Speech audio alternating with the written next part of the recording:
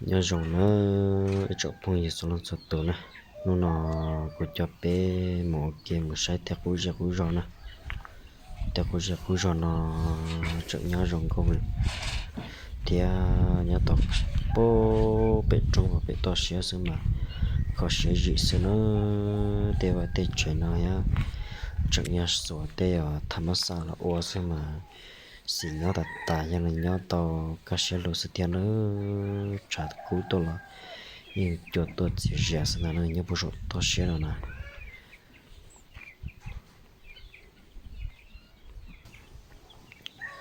nhớ bố số tôi sẽ là mà chỉ bỏ mẹ trong mẹ hà mà chỉ bỏ hai ô hà rong nó chẳng à hà rong cho sự xe xem mà ô khó sẽ gì sự cho bây giờ cho nó cho kể một bố tao nhớ sợ trong này giờ là bố tít tê cọ trong cọ hà mà hố bụng cầu xem nè hộp bún gò hà rong rô xí hà rong nụ chẳng xem mà ôi yo có sẽ thì thế nào chỉ bảo em lòng chỉ số nào chả qua cộng dị bút tị tè nhỏ trong bút tị tôi xem nữa cho bây giờ nè bút số trong nó là cho tôi chia rìa xem nè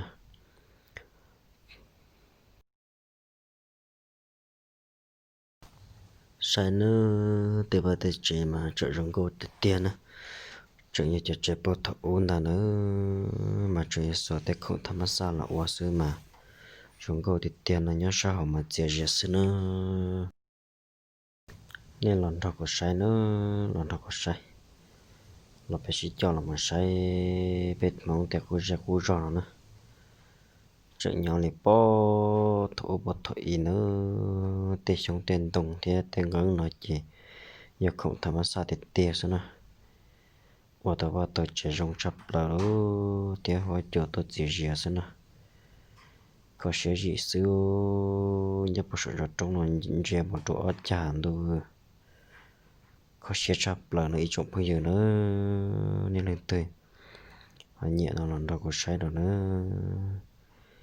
nên sai tạo nên ba nhẹ tụi đi tệ cho nó có quả mà sẽ thay tụi này sai cho nó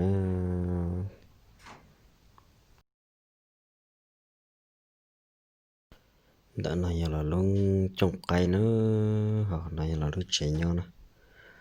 rồi có thì nhớ một số trong mà cho tôi chia sẻ xin nữa thế vậy thế chuyện nào số cộng tham gia ở sẽ thì tiền nè nhớ số trong nó giờ được bọn tích cửa mà có sẽ gì xưa cho bao nhiêu có sẽ đặt tài nè số nào số nông chỉ có bài luôn nè chỉ đó điều có sẽ đặt tài nè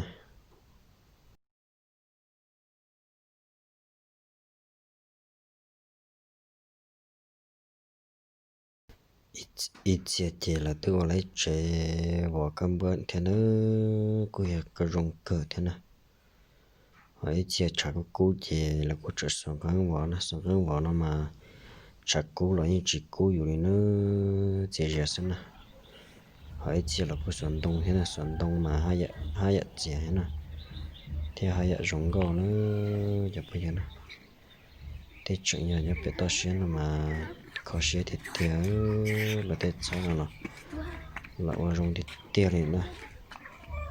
ôi trời lúc trẻ rồi nhau này sao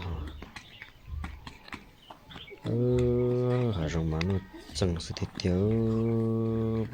bổ sung giọt trong nè nhớ sọt trong giờ đó tết cơ hà nè mà rong có tết tết khó xuyên thì tiền nè này là lúc sáng nè rong có cơ hết nè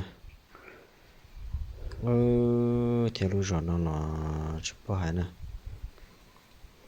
nhớ tàu cậu tại gì xưa nó lúc chạy rồi nó chỉ nhớ bé tao xưa nó chạy cú chỉ là vòng gắn nó xưa nè vòng gắn nó sẽ chỉ chạy cú rồi nhưng chỉ nó chạy cú nó nhớ sao chạy mà chết chết ha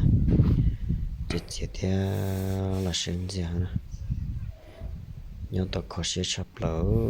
ít trong phong dương giờ nhà lương tự tao sai nào là sai nữa giờ tao này sai ta nó là thằng này ba nhà tuần đi tè theo ba đi tạm nè em mà lùi ở này cho nó đó ta rồi nè em bé mà xin gì đó đại chia nó sẽ đại nhớ rồi nè